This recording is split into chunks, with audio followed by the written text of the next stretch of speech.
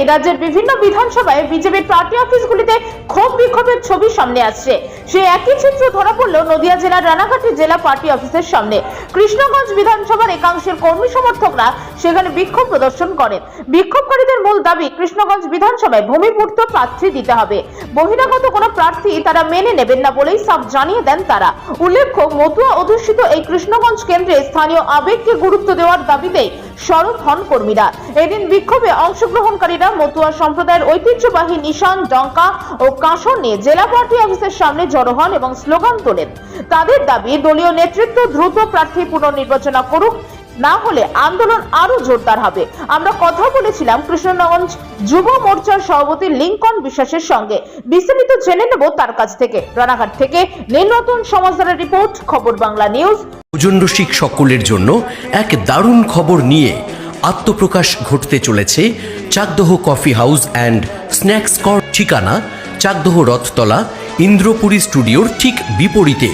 এখানে সকাল থেকে পেয়ে যাবেন মন পছন্দ লুচি, পুরি, আলুর দম, ঘুগনি, ডিম টোস্ট, ডিম সেদ্ধ, চা, কফি প্রভৃতি থাকছে অত্যাধুনিক ভাবে আপনাদের রসনা তৃপ্তির উদ্দেশ্যে।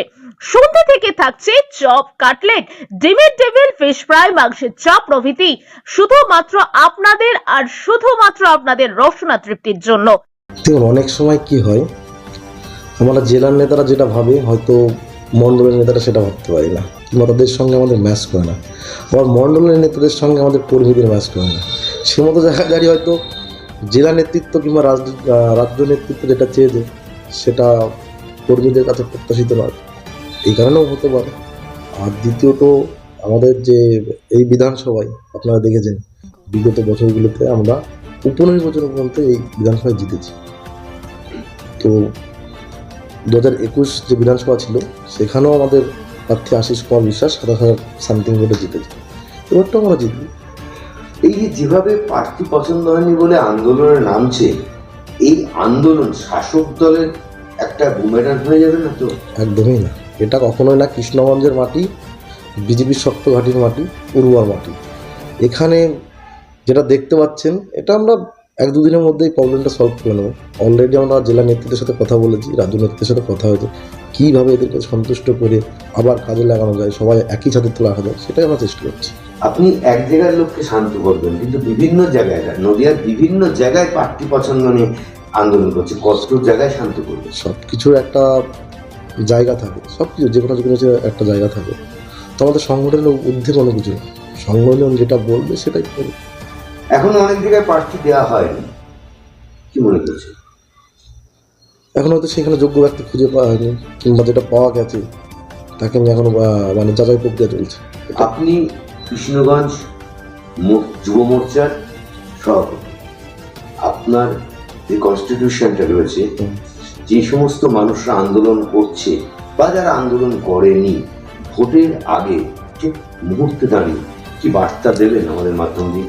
এখনও ভোটটা মোটামুটি আমাদের নমিনেশন 3 তারিখ থেকে নমিনেশন সম্ভবত 9 তারিখ পর্যন্ত চলবে। জাস্ট এটা প্রার্থী বোঝার হয়েছে, মানে আমরা প্রার্থী প্রেস রিলিজের মাধ্যমে এটা প্রার্থী ডিক্লেয়ার করা হয়েছে। এই জন্য তার আগে এখন সব কিছু সলভ করে নেবো। কি বার্তা দেবেন? বার্তা দেবো, দল যেটা সিদ্ধান্ত নিয়েছে সেটাকে মাথা পেতে মেনে নিতে হবে। যে বা প্রার্থী হয়েছে তাকে জেতাতে হবে। আর আমাদের একটাই মোটিভ থাকবে, এরপরে পদ্মফুল, আর অন্য কিছু নয়। বারবার যেখানে আন্দোলন হচ্ছে কৃষ্ণগঞ্জের প্রার্থী পছন্দ নেই, আজকে রাজ্য অফিসে গিয়ে বারবার দেখা যাচ্ছে একটা নামই করছে, সেটা না, এটা মানুষের প্রত্যাশিত, আমার কিছুই নয়। মানুষ সেটা জানে, আমি কিছু বলতে পারবো না। মানুষের কাছে আপনার কতটা গ্রহণযোগ্যতা না থাকলে আজকে মানুষ আন্দোলনে নামে, কিভাবে পেলেন এই গ্রহণযোগ্যতা? এই যে আজকে যে আন্দোলন সেগুলো তো আমার জন্যই হচ্ছে, সেটা তো একদম সঠিক নয়। আমার জন্যই হচ্ছে, কিন্তু আমার মানুষ কিভাবে কোন জাদুতে এত ভালোবাসতে? দেখুন, বৃক্ষ তোমার নাম কি, ফলে পড়ছে। আমি বিগত কয়েক বছর ধরে এলাকায়, মানে আমাদের ব্লকের বিধানসভার সব ক্ষেত্রে আমি যেতে পারিনি, কিন্তু ব্লকের প্রতিটা ক্ষেত্রে কিছু না কিছু কন্ট্রিবিউট রেখেছি নিঃস্বার্থভাবে। সে টিএমসি বলুন, বিজেপি বলুন, বা সকালে আপনি আজও আসেন, মানে কালকে সকালেও আসেন, আমার বাড়িতে প্রতিদিন সকালে 10টা থেকে 12টা 20টা লোক আসে। আমি কাউকে মানে ফিরাই না। তা যদি ছোটো দাবিও থাকে সেটাও ফিরায় না, যদি বড় দাবিও থাকে সেটাকে ছোট করে সেটাকে শর্ট আউট করে সলভ করার চেষ্টা করছি। আগামী দিনে কবে পথে নামছেন প্রচারে? আমি দু তিন দিনের মধ্যে আমি আমার প্রার্থীকে নিয়ে, আমাদের বিজেপি মনোনীত প্রার্থীকে নিয়ে আমি প্রচার করছি।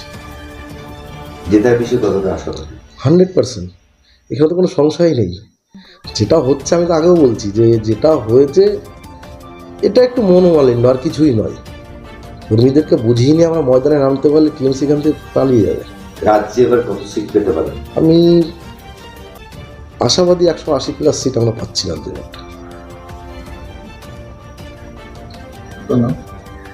আমার নাম নীলকণ্ঠ বিশ্বাস।